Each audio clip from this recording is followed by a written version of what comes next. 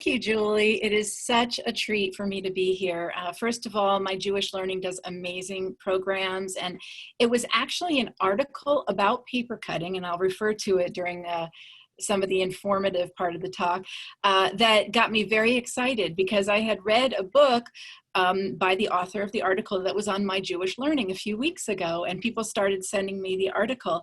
And so this has just been a really interesting experience to be teaching paper cutting on Zoom, Zoom is kind of new to all of us, but to meeting people from all over the world who love Jewish art. I see some friends on the call, and I see some people with whom I've worked on Torah covers, so this is very cool. Shout out to Toronto. Hi, Anita. So this is really, really fun. So tonight I'm going to focus a little bit on the history of Jewish paper cutting, and then I'm going to give you a 5-minute tour of my studio, and then we are going to do paper cutting together. So I think we'll have a lot of fun, and I think you're going to come away with a project you're going to really enjoy. So as Julie said, don't hesitate to put any questions into the chat. You can direct it to me or to everyone, and I will try to answer all the questions. I'm also going to put some follow-up information in the chat later, some links where you can get some of the supplies that I mentioned. So don't worry about writing down the names of the supplies that I talk about. I will have that in the chat for everybody before we leave the call. So without further ado, I am going to just share my screen. So hold on one second while I switch to my other screen. Okay, and I'm going to show you a little bit about the history of Jewish paper cutting. First of all, welcome to everybody at my Jewish Learning. So the article that I read on my Jewish Learning was written by Joseph Shadur, and it was Joseph Shadur and his wife Yehudit Shadur's book that got me very excited about paper cutting. I knew about Yehudit's work when I started doing paper cutting in the 80s, and I met her in Jerusalem, where I live part of the year, in 1994 when this book came out. So all the photos you'll see of old paper cuts are from their book that they published in 1994. Now, the oldest reference to Jewish paper cutting is from Spain in the year 1345. There was a rabbi named Shem Tov ben Yitzchak ben Ardutiel, who it was said was doing calligraphy of Hebrew lettering on paper, and his ink froze. So he wasn't able to use his ink. Instead, he took his scissors and he started cutting letters out of paper. That's the first recorded known Jewish paper cut. The picture here is of a North African paper cut. Now, you know that paper was probably invented in China, and the Chinese probably invented paper cutting. But as paper spread across Asia and Europe and North Africa, so did paper cutting. And each community with its own traditions would adapt paper cutting. In this North African, probably Moroccan paper cut from the late 19th century, you can see hamsas in the upper left. We're going to be doing a hamsa tonight. I'll get to that in a few minutes. So, why did paper cutting become a distinctly Jewish art? First of all, paper and paper cutting were relatively inexpensive, and they were transportable. So Jews who probably were not wealthy in most places would do paper cuts in their homes, and they would decorate their windows for all different occasions. And if they had to pick up and move to a different shtetl, they could take their paper cuts with them. Paper cutting also doesn't have literal images. So Jews who were very traditional and didn't think that the image of a person's face or an animal should be done in a realistic way could do paper cutting because it was more primitive, more fanciful, like the lions you see here in this amulet. This paper cut is to ward off the evil eye for a mother who's just given birth to a baby. We'll talk about amulets when we get to the Hamsa.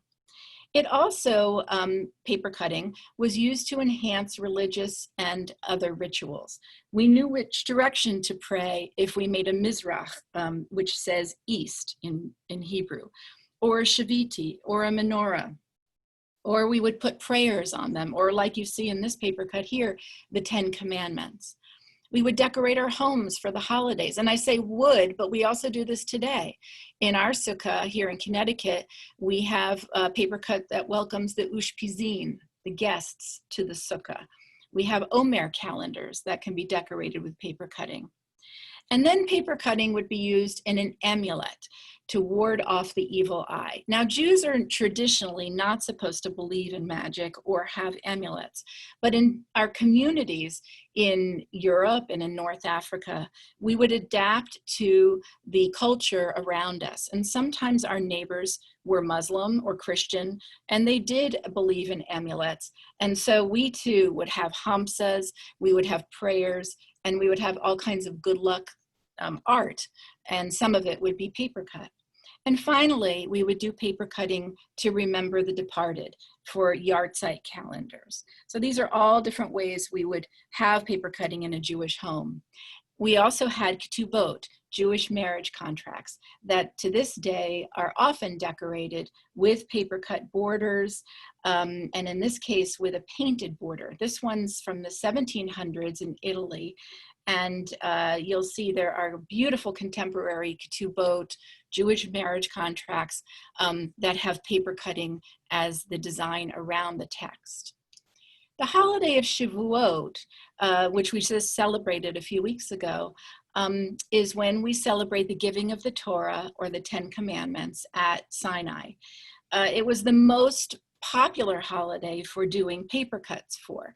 And in fact, it had their own name. They were called in Yiddish Shavuoslech or Roiselech, little Shavuots or little roses. And people would put them in the window around the time of Shavuot, like this 19th century Polish Shavuot paper cutting here. In doing a little bit of research for this talk, I found that the author and poet Marge Piercy, who still lives in Detroit, wrote a beautiful poem in which she referred to her own grandmother who came from Poland and did paper cutting. The poem is called Snowflakes. Snowflakes, my mother called them. My grandmother made paper cuts until she was too blind to see the intricate birds, trees, Mogan Davids, moons, flowers that appeared like magic when the folded paper was opened. Often Grandma tacked hers to the walls or on the window that looked on the street, the east window where the sun rose hidden behind the tenements where she faced to pray. And I'm not an analyst of English literature, but I do think it's remarkable that Marge Piercy used the word east, as in Mizrach, and the word rose, as in Roiselech. I'm sure that was no accident in her creating and writing this poem. Now, in the last 50 years, paper cutting has seen a real resurgence. There are wonderful, wonderful paper cut artists in Israel who are doing beautiful contemporary work, and in America. But I want to focus on two women who inspired me a lot. My friend Tamar Fishman, who's in Maryland, is a paper cut artist in America, and her work is both traditional and modern. And 2 years ago, she was commissioned by the US Postal Service to create the Hanukkah Stamp. So if you buy a stamp in December for the next few years, you will be buying a piece of art based on a paper cut. Tamar and Yehudit Shador, as I mentioned, really brought this art back to life in the last 50 years. Yehudi worked in Jerusalem, and as I said, Tamar in Rockville, Maryland. Their style is pretty traditional, but very, very intricate and very personalized to whoever is commissioning the art. So in 2018, at the dedication of the stamp, which was a joint stamp between the United States and Israel, my husband and I were privileged to be at the dedication. It was held in Newport, Rhode Island. And here's Tamar with the original paper cut and what the stamps look like when you buy them from the US Postal Service. So you see, paper cutting has made it to the big time. Now, my own paper cutting is a little bit different in style. This is a ketubah, a marriage contract I made for a couple who met in, obviously, Sydney, Australia. And so the opera house is on top of the text, And the border around the ketubah has all different kinds of personal symbols about this particular couple. The backing is made of dyed silk in the blue colors that they specified. This couple got married at sunset at a lighthouse. You see the lighthouse on the left, and the lighthouse actually has a carousel. So you see the camel from the carousel on the right, and their family trees at the bottom, and the words Anila Dodi Vidodi Li, I am my beloved's and my beloved is mine, at the top. Here you see a young couple picking up their ketubah. This is Adam Kligfeld, a rabbi in Los Angeles. So when he and his wife, Javi, got married, it was pretty obvious we needed to do something about Adam and Eve, because that was their names. So Gan Eden, the Garden of Eden, is painted behind the text of their ketubah. And then you see a Garden of Eden surrounding them in both the paper cutting and the painting around the text. Sometimes I'm commissioned by an organization to make a paper cut that can then be printed and given as a gift to donors, like this one for the Center for Jewish Life at Princeton.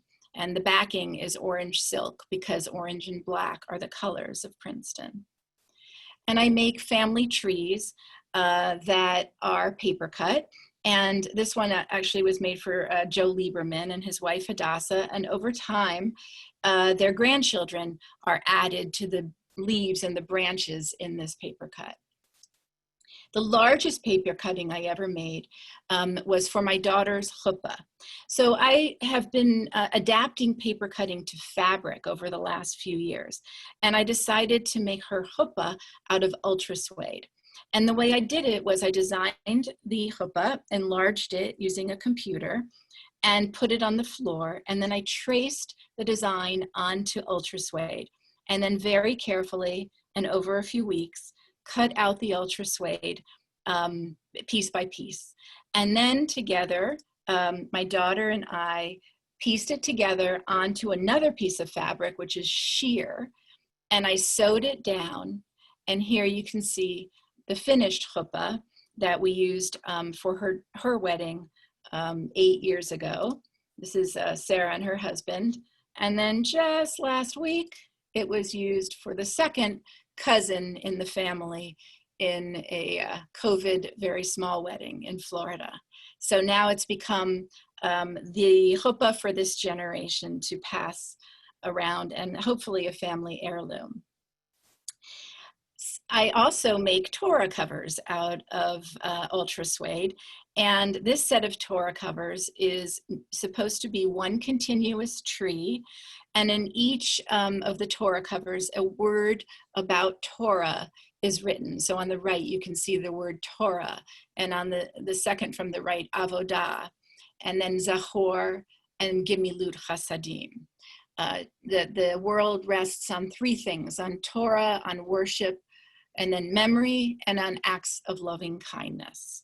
So that was the theme for those Torah covers, and the backing is made of silk that I quilt.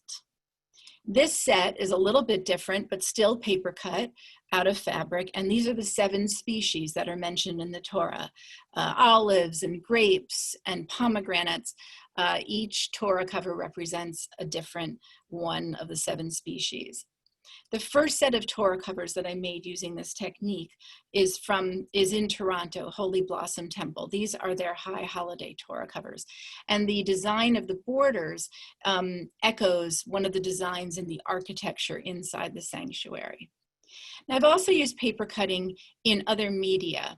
This is a tile wall that I made for a synagogue that is honoring their retiring rabbi. And I took all the different stories about his tenure at Congregation Bethel and made little tiny paper cuts about representing all the things he does for hobbies and that he contributed to the synagogue over his tenure. And then I made a background that was painted and put everything together using Photoshop. So this is like a multimedia project. And after everything was assembled in Photoshop, it goes to a special printer where it's printed onto tile and then the tiles are put on the wall. So it's a new way of making paper cut that will last many, many years, I hope. And then also paper cutting can be adapted to metal. In this case, these are arch doors for a synagogue in St. Louis that started out as a paper cut tree, a tree of life with pomegranates. And after the design was done, it's sent to an aluminum laser cutter and made into aluminum arch doors for the sanctuary. Now, the design that you are working on tonight is a hamsa. Hamsa is the Arabic word for hamesh, which is Hebrew for 5, the 5 fingers. Now, in our community, we call this the hand of Miriam. But in the Muslim community, they call it the hand of Fatima. Fatima was the daughter of Muhammad. So each community has a different name for it, but a hamsa usually means the same thing: good luck, good health, good fertility, and warding off an evil eye. So the design that I made for this workshop says l'chaim, to life, and has pomegranates in it, because pomegranates represent a new year and fertility and success and good health. And that's what I hope we all have as we move into a new year in September. Now, how do I make a paper cut? I draw with pencil on paper, and then I take that sketch, very simple sketch, and I scan it and I put it into Adobe Illustrator, where I work on it until it's a finished design, like the one that you printed at home and the one that we are going to use to make some art tonight. Now, I am going to switch media here and show you what my studio looks like so that you can know a little bit about where I work, and then we are going to make this art project together. Hi, welcome to my studio. I'm here outside New Haven, Connecticut. So many people ask me what my studio is like that I thought it'd be fun to give you a tour. Here I am at my drafting table, same one I've had for 35 years, oops. And I do most of my creative thinking here. I draw here, I paint here, I do paper cutting here, and this is where I'm able to think creatively. Let me show you where I do my computer work. I will work on a paper cut sketch that I've scanned into the computer, and then I refine it on Illustrator. When I'm working with a synagogue on a commission, one of the things I love to do is to show them what their Torah covers in this example will look like, what they looked like before, which is like that, or and then after. So I show them, well, these are the colors we discussed, and these are the designs we discussed. So by the time they get their finished Torah covers, there won't be any surprises. When we built the studio 24 years ago, I asked the carpenter if he would put homosote board around the perimeter so I can pin to the board, I can do designing along all the walls, and I can keep several projects going at one time. I'm able to have great light down here, which is really important, and some natural light as well. And I am able to have sections of the studio designated for different projects, although I'm always reorganizing and always cleaning up.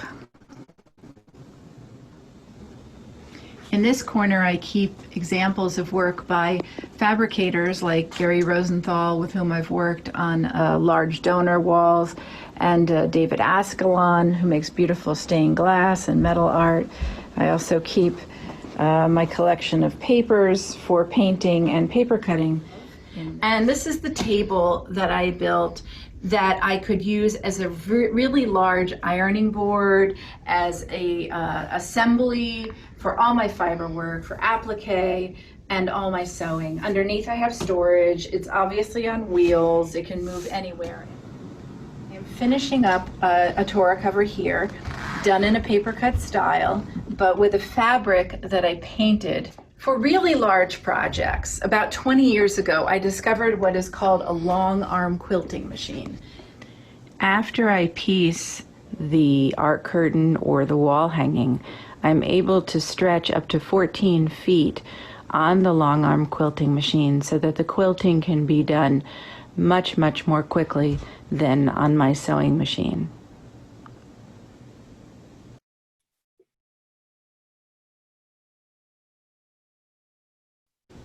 This is the library part of my studio where I have fabric references and places I buy materials from. My library with a visitor of books and reference books, and then I come to the area where I keep all the different fabrics that I work with. All the silk starts off as white silk, and after I dye it, I try to keep it organized according to color and texture. The tour continues in my messy room, which is also called the utility room, and this is the most important piece of equipment, having a sink, of course, which has gotten very messy over the years. And this piece of equipment is the silk steamer.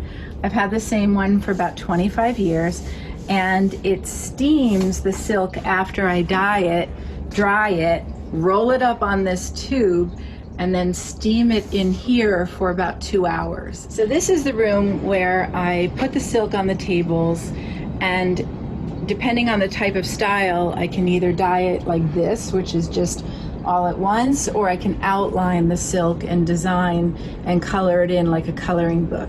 I keep all my dyes here on my shelves, and I also have acrylic paints, fabric paints, and other materials that I use in creating different textures in the fabrics that I dye. The silk, which comes from China, starts off as white, comes on rollers, and then I dye it. And in this area I keep all kinds of other materials, including the rings that I finish for the Torah covers. I really appreciate your taking the time to tour my studio, and I hope that we can do a project together. Thank you for touring my studio with me, and if you have any questions at all, don't hesitate to write them in the chat. So now let's get to your paper cutting work. Pick up your X-Acto knife. I hope everyone has an X-Acto knife. And I'm going to switch to a different camera here. Let me see. Here we are. Let me just get this in position here. Okay. So I hope that this camera, that the screen now shows you the paper cutting. Julie, is that, are you seeing the paper cutting as the big, okay, image? Yes, I can highlight or spotlight that video if you'd like me to. I would, yes. Please spotlight this one. Yeah, that would be great. Okay, so let me talk to you a little bit and explain about an X-Acto knife. The X-Acto knife is held like a pen, but the first thing before we start using it is let's make sure your blade is very, very tight. So twist the knife to the right, the blade to the left, and you can tighten the blade in place. By the way, X-Acto is the name of the brand. It can be any brand of hobby knife, but a number 11 blade is this small blade, looks like this. But any brand is fine. I have not found that there's a big difference in brands. I'll tell you that there is a little bit of a difference in blades. X-Acto blades, I think, are better than some of the more generic ones. And then X-Acto makes a blade called a Z series. Z is in zebra. And that blade does last longer if you're using it on fabric. So I hold the pen or the X-Acto knife like a pen very close to the blade. And don't worry, the bandage on my finger is from gardening, not from doing an X-Acto knife. So I have not hurt myself very badly ever doing an X-Acto knife. Gardening, on the other hand, much more dangerous. So And by the way, in a few minutes, I'm going to put into the chat some of the brands I talk about, some of the supplies. So before we close out the workshop, I do encourage you to copy that part of the chat before we leave it, so you'll have those references. So let's talk about how you hold your X-Acto knife when you're doing paper cutting. A few important tips. The first is you never want to hold your your X-Acto knife vertically. You never want to have it like this. Can you see? That's bad. What you want to do is come down with your hand and rest it on the surface of your board or your paper as low to the surface as you can go. So I would guess that my wrist is at about a 30-degree angle with the board. This is how I hold my knife. A few reasons why you're doing that. The first is you want to exert a lot of pressure using your X-Acto knife onto the paper. And the lower down your hand is, the easier it is to push into the paper. The second reason is that we want to preserve the tip of the X-Acto knife as long as we can. Once that tip breaks, your knife is not as useful anymore. You'll get frustrated with it. You want that tip. So the way you keep the pressure off the tip is you have your knife at a low angle. Keep it about 30 degrees with the board, with the surface of the paper cut.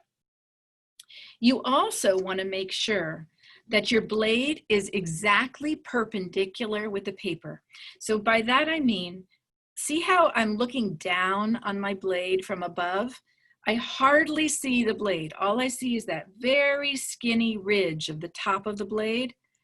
That's because my blade is perpendicular with the paper. What I don't want is I don't want to see this.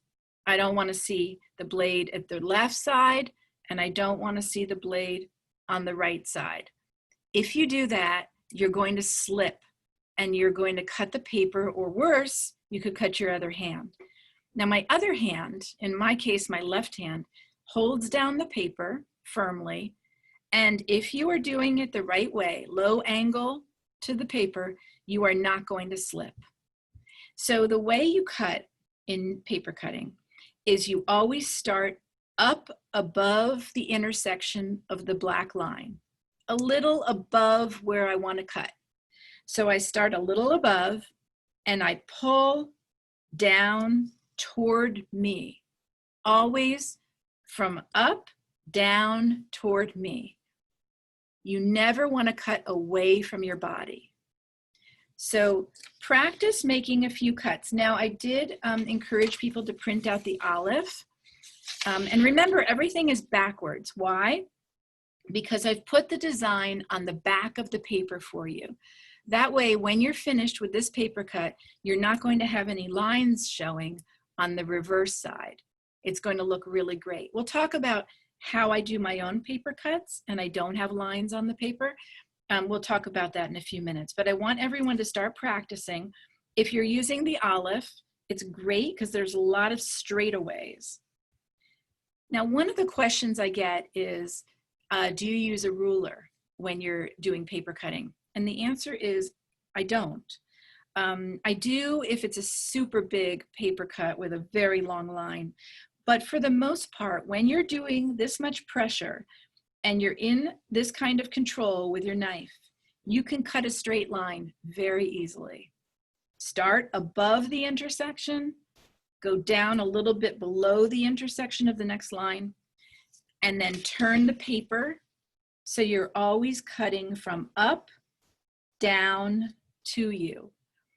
When you intersect with that cut that you made first, it's going to fall away very cleanly, the gray is, because you've gone a little bit beyond the intersection. So the olive is a great practice paper cut. Now, Amy asked a question about where do I start on a paper cut? So I'm going back to the Hamsa because it's a more complicated paper cut. I usually start with the most difficult part of the paper cut. One, to get the frustrating things out of the way. And two, because the more you cut out of the paper, the more delicate it's going to get. So you want to start with the smallest and hardest things first.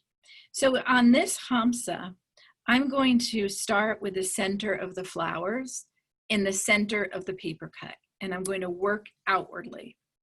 So I'm going to start with this center here. And here's a trick for cutting little tiny areas. I do it in thirds.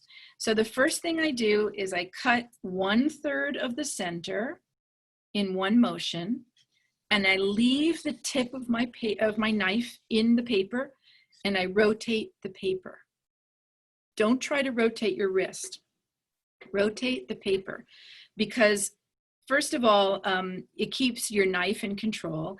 And secondly, if you do a lot of paper cutting, your wrist can get really sore if you keep rotating it. Leave the knife in, make a second cut, leave the knife in, and make your third cut, and the center will pop out just like that. So I'm going to do another one a little closer in. So here's a tiny little one over here.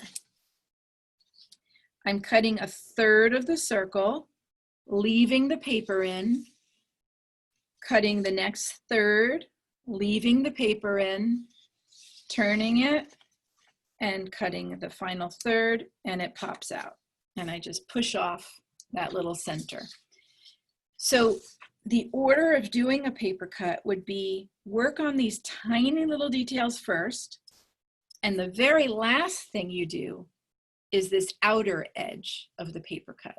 Because by the time I get to the outside of the hamsa, it's going to mean that the paper is very delicate, and the last thing I want to cut is the outer border. When I'm doing a very large piece of paper, I start in the center and I work my way out, little by little. The straight edges are obviously going to be easier, and the curved are going to be more difficult. So let me talk about how I do a paper cut design. After 35 years of doing this, I found that the technique that I like best is, here I have lit up my light box. A light box is a very simple, thin box. They've come down in price so that they're very reasonable now. They used to be really expensive, and now they're very inexpensive. They're thin, and all they do is light up. They're lightweight. And on top of the light box, I have what's called a self-healing mat. Now, if anyone's a quilter or does any kind of fabric work, you've probably seen self-healing mats. They come in translucent. This is a translucent self-healing mat. Again, I'm going to put some of these references in the chat, so don't worry about writing it down. I put the self-healing mat on top of the light box, and then I do my sketch usually on tracing paper. But this doesn't matter because it's still see-through. So I put the paper down here with the design on it, and then I put my good paper, the paper I'm going to cut, on top of the design, on top of the light box. And you can see the design through the good paper. And that means I don't need to do any drawing on the good paper. And that keeps the paper pristine and clean, because pencil can make it very dirty. Even if it's on the back, you can make a mess. So that's how I work. Now, I know other paper cut artists who don't use a light box. They draw on tracing paper. They put the tracing paper on top of the good paper, and they cut through both at the same time. It's just another way of working. There's no right answer to that. It's whatever you feel comfortable. We have a question. Of course, any way you can cut out the circles is the right way. If it takes 4 turns, no problem. Do it in 4s. You'll probably save your wrist. Again, cut, leave the blade in, turn, cut, leave the blade in, turn, and everything will pop out super easily if you do it that way. Over time, you get into a rhythm and you find out how far your wrist can turn. And you can do fewer turns, but you still want to always cut from the top downwards. You never want to push away with your blade. That's a way to hurt yourself and to rip the paper. Now, the surface you're working on does make a big difference. And a self-healing mat, if you're going to do any paper cutting more than just tonight, I really recommend the self-healing mat. First of all, the blade doesn't get roughed up by the surface. It's very gentle on your blade, so your blades will last a lot longer. Secondly, you can push down hard and get a nice clean cut where you can't if you're using a corrugated cardboard underneath. If you don't have a self-healing mat, a good substitute is these new thin kitchen cutting boards that come in the bright colors, but they're still not as soft as a self-healing mat. So they're still going to be rougher on your blades. And the best kind of cardboard, if you don't have either of those kinds of cutting mats, is the kind that comes like in shirts, that's very pressed together. The only problem with that is that it's hard on the blade. The blade gets kind of eaten up by the cardboard over time. Okay, Joel asked a question that makes me wonder if he was a plant. Is there a book of Jewish templates for paper cutting? So since I've been doing this since COVID began, I've developed about 16 designs on my website for templates. I took designs I've worked on over the last 35 years and I'm basically sharing them with everybody. So I'm going to put all these links into the chat right now. And you can feel free to go check out some of the templates that I have on my website. Let me see, there we go.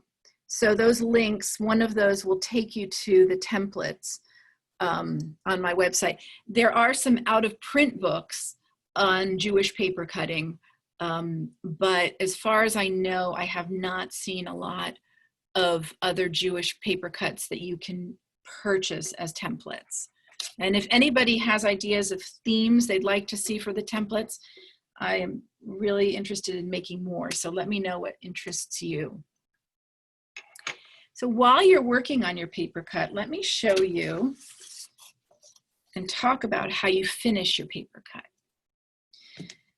As you saw from the slideshow, I like to use mostly dyed silk.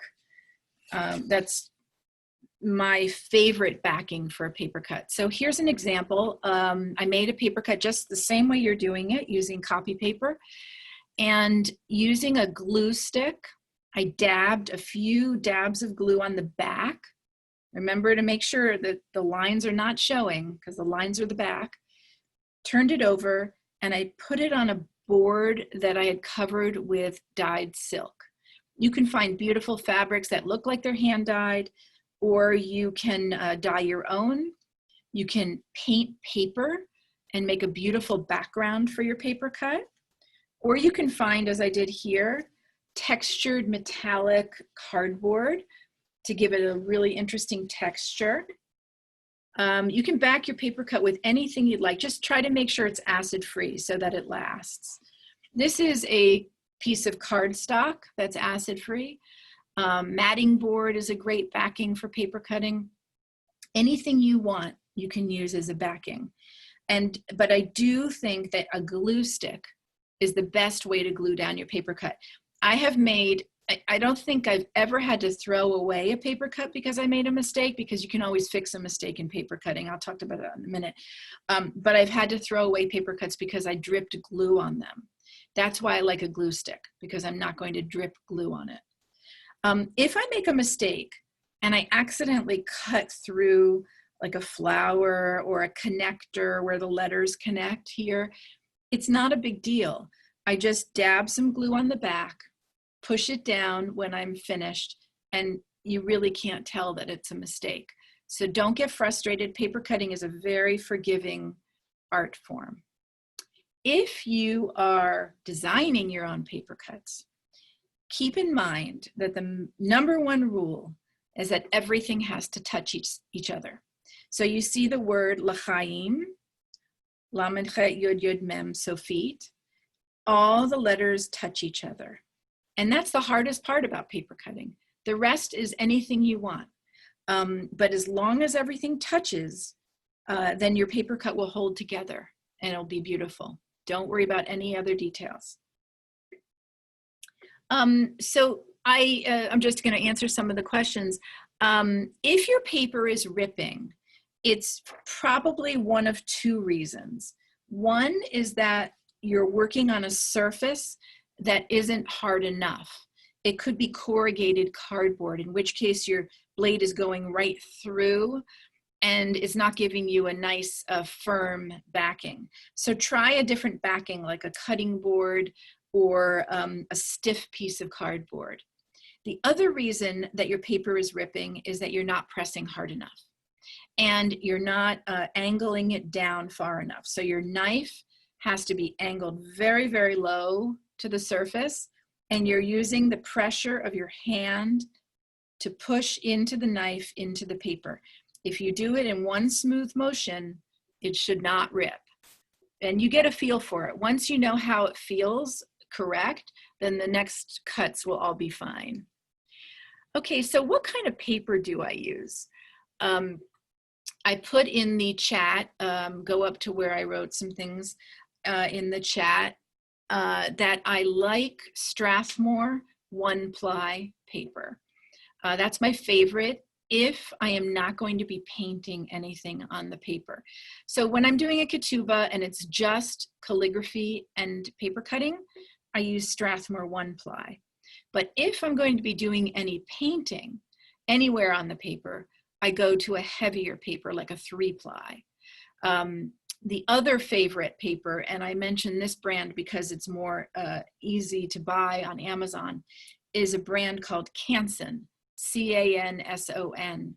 They have what they call a pastel paper that has a rough side and a smooth side, and it's a perfect weight for paper cutting. The weight is about twice as thick as a text copy paper, like what we're doing tonight, but it has a really smooth edge, and you just have to press a little bit harder. Now I do paper cutting of much thicker fabric, fabric and paper, and I go through a lot more blades, and I get a sore hand. But Strathmore 1-ply and Canson are the best if you're going to be doing just paper cutting. Okay, so Mona asked about the lines. I should have said this before. The black lines that I've given you are a suggestion. You don't have to stay exactly on the black lines, but it is hard to think when you're going through a paper cut. You have to kind of have a guide about what's going to connect to each other.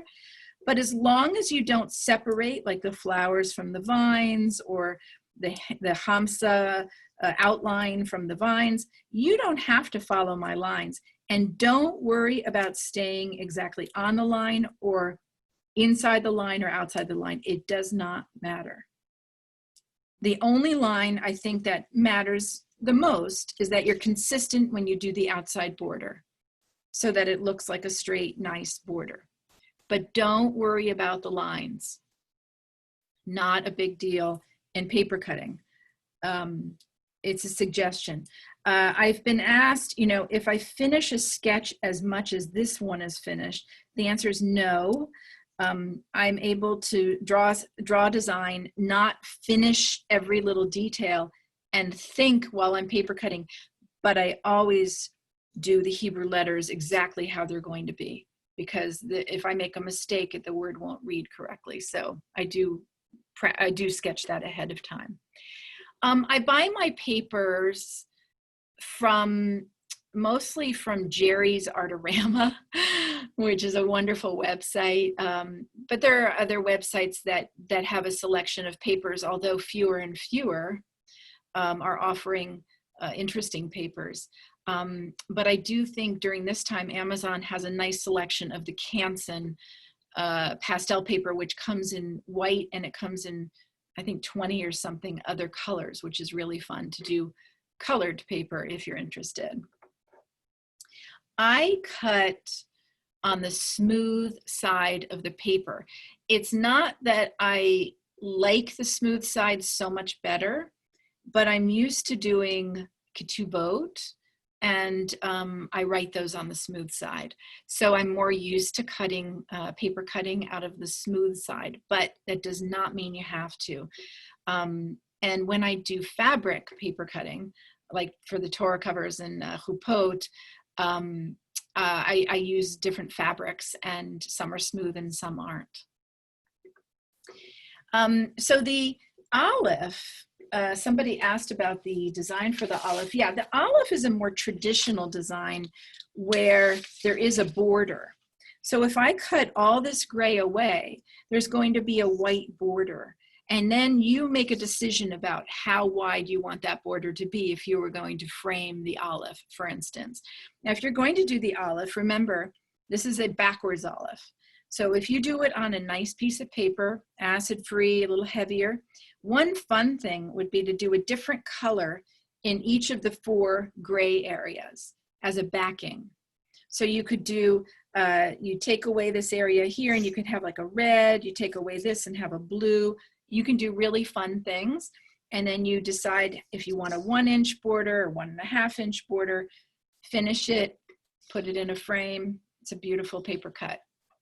And olive, of course, has a lot of importance because olive is used to symbolize God. It's the number 1, and it's a beautiful shape also.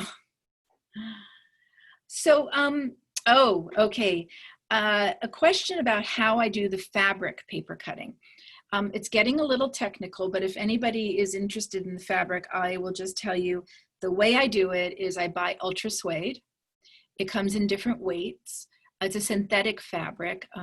It's man-made in, I'm not sure where it's made, but maybe Japan.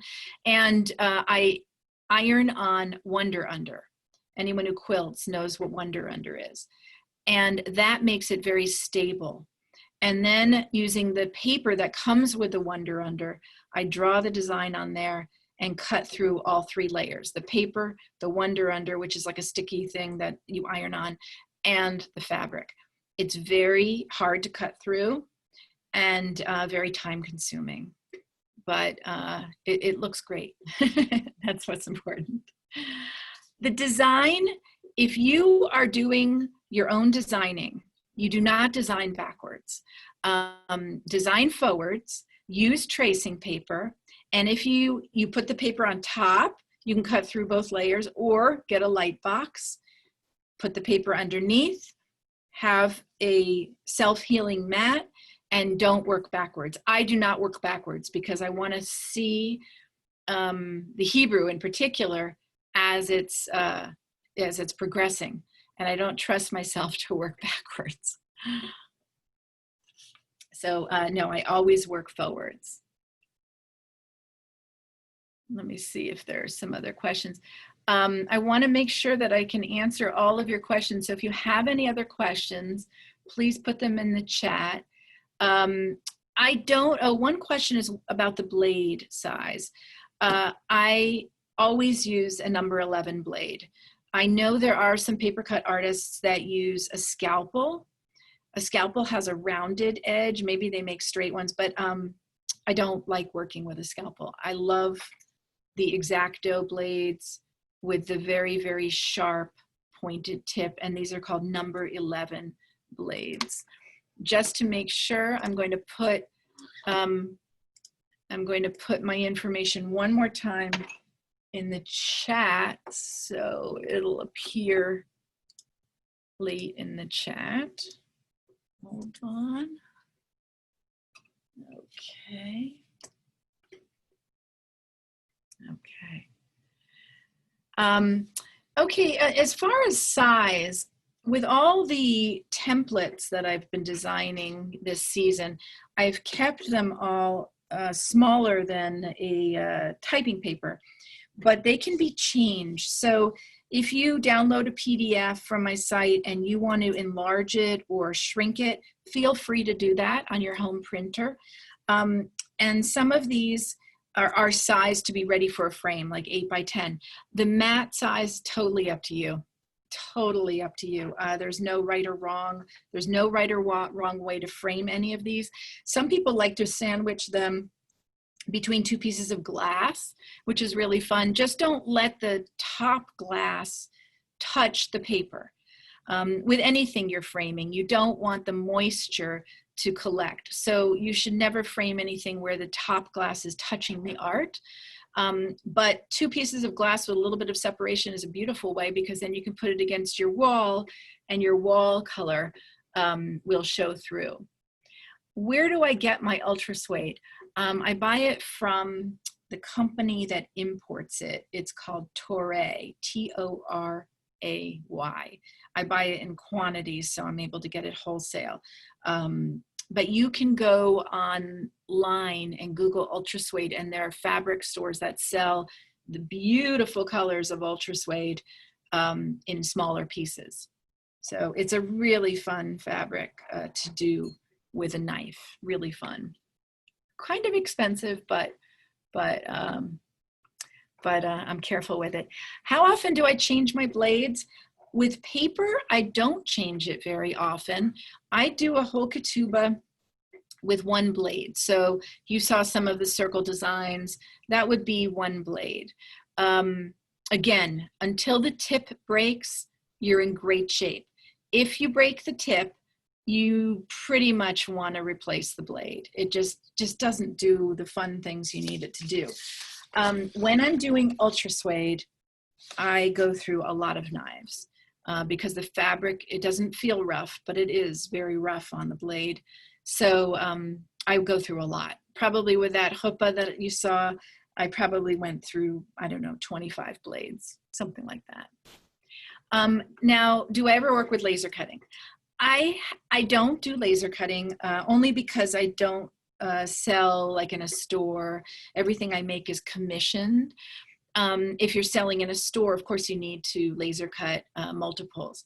What I have been doing recently is adapting.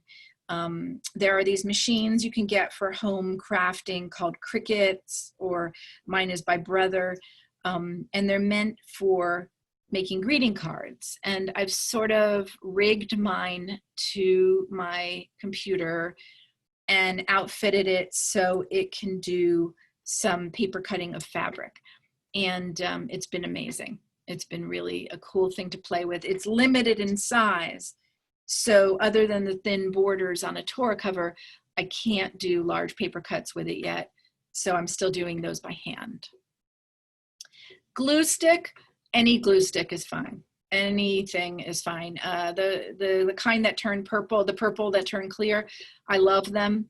Again, I don't like dripping glue, and I'm such a klutz, so they keep me from messing things up too much. As far as glue, there is a glue that I love, and I will put this right now in the chat because I can't say enough good things about this. If you're doing any fabric work and you want the best glue, it's a clear glue called Fabri-Tac. And it's great for paper, it's great for fabric, but if you drip it on anything, it's there forever. So you got to be careful with it. How do I care for my hands and my joints? Thank you for asking. I have to sometimes take a break from paper cutting when I'm doing the fabric paper cutting, but I'll tell you what's the hardest is gardening. Gardening hurts my wrists a lot more than paper cutting. So if I'm doing both at the same time, I have to take a break from one or the other. But this technique of turning the paper really, really helps. So again, cut from the top down, leave the blade, turn the paper, leave the blade, turn the paper, and then everything just pops out really easily. That will save your wrists. And if you want to smooth off your rough edges, the main culprit is usually the backing, the board you're working on. If you are having a lot of trouble with rough edges, I highly suggest a self-healing mat. You'll find it's a world of difference. It's soft enough to absorb the pressure and keep your blade from breaking. So, and you can smooth out those edges. The chuppah, okay. Oh, how do I dispose of blades? I'm just, I throw them away all at once, and usually in an old cardboard box, but I have to be careful because that's where you get hurt, when you put your hand in the garbage and there's a blade in there. How do I finish the chuppah? I put it on, when I do a hand cut paper cut chuppah, I sew it onto other fabric. Glue will not hold it enough. It has to be sewn down. It's tedious, takes a long time, but like the Torah covers that I make, I use Wonder Under and then I sew it. So Wonder Under is just a temporary hold. And the fabric I use, it's all different fabrics. I've done silk, I've done polyester to get that sheer look. Depends what the occasion is, what the client wants. When I am doing a very, very large paper cut, somebody is asking, if it's meant to be one piece, then the paper has to be one large piece, or the fabric has to be one large piece. But fabric sometimes isn't large enough, and in that case, I can put fabric together and sew it so you hardly see that there's a join. But with paper, it's not that easy. So when I've done a very large paper cut out of paper, I have to first make sure that I can find that large a piece of paper. So let me see if there are any other questions. Somebody's asking about wood and pyrography, using fire and burning out wood. It's a great idea. I have not had an opportunity to work with wood that way. I've just designed wood for other people to fabricate. I prefer working with metal, because arc doors look great in metal, and these days people would prefer the strength of metal, and aluminum works great with a paper cut design, and they're great machines for paper cutting style in aluminum doors. Have I made anything wearable with paper cutting? I haven't made it, but I've bought things that are wearable. I love dresses and purses where designers have used cut out fabric. So yes, I'm always on the lookout for paper cut style clothing, but not since my kids were little have I been doing clothing. I just haven't had time.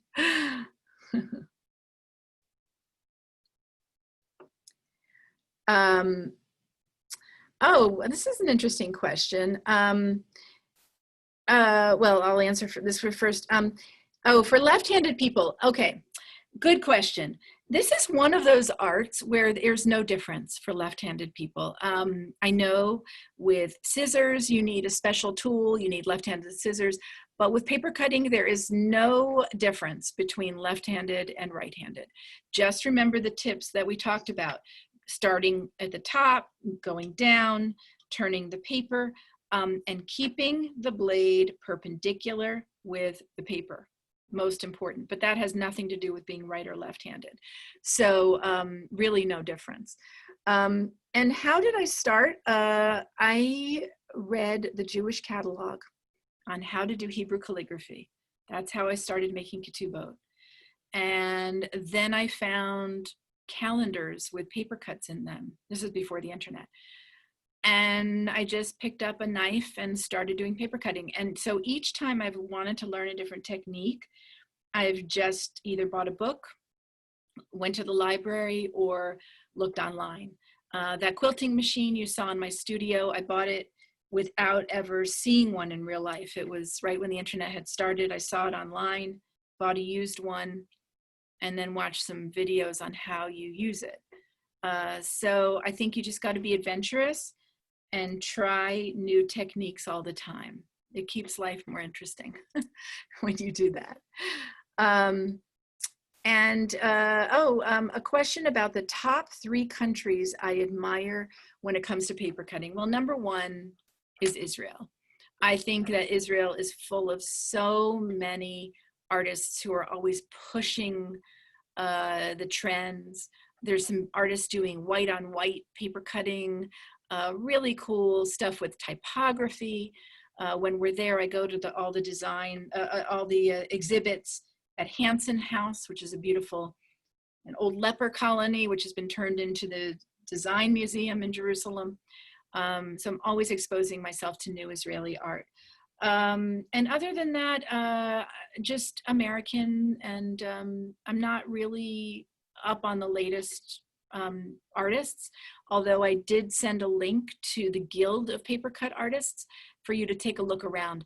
The other place I've seen amazing paper cutting art is in New York City at the Museum of Art and Design, which is at the Columbus Circle. They've had some amazing exhibits there of contemporary paper cut artists. Oh, and Poland, of course. Poland has some of the most beautiful paper cut art, and you see a lot of influence of paper cutting in their art. And my husband has lived in Poland for a year, a couple of years ago, while I spent my time in Israel. So I spent a lot of time in Poland, and I love their traditions of paper cutting. Of course, we Jews who lived in Poland adapted some of the same styles. If you ever can get to Warsaw when this is all over, I highly recommend the Polin Museum, which is only a few years old. And there is a synagogue that they've recreated inside the Polin Museum. And the ceiling is a recreation of an old Polish synagogue. It is the most beautiful museum of Jewish life in the world. And this ceiling is something very, very special. And you will see the influence of paper cutting in the designs in the museum of the Polin synagogue inside the museum.